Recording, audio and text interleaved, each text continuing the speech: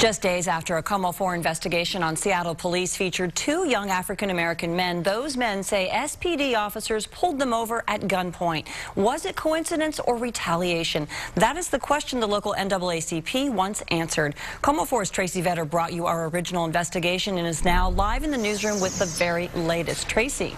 Joshua Lawson and Christopher Franklin couldn't believe it the first time Seattle cops pulled them over at gunpoint.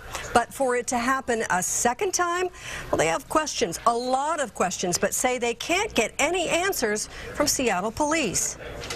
This November 2010 dashcam video shows police arresting Lawson and Franklin for assault and the startling words of the officer after taking Franklin back to the jail. Oh, you're going to jail for robbery, that's all. Robbery. I'm going to make stuff up. Robbery. Here on.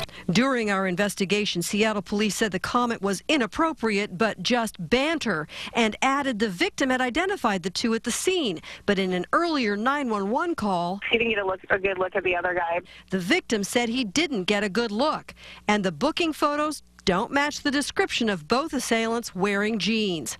Lawson and Franklin were ultimately released and never charged. But 6 days after our story aired in February, these young people were pulled over again at gunpoint, cars searched, harassed and humiliated. The details are slim. Lawson was reportedly driving a car registered to him with Franklin and 3 other friends and relatives inside. Both men say 10 to 12 police handcuffed all 5. It was unreal. It was frightening.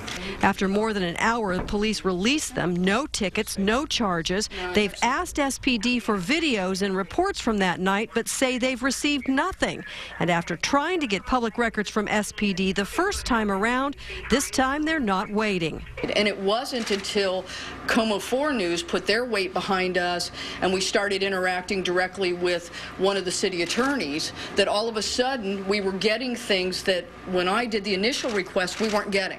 The men and their lawyers say without the police records this time, they can't tell if the police were malicious or just doing their job. It was either a horrible coincidence or, it was a horrible retaliation.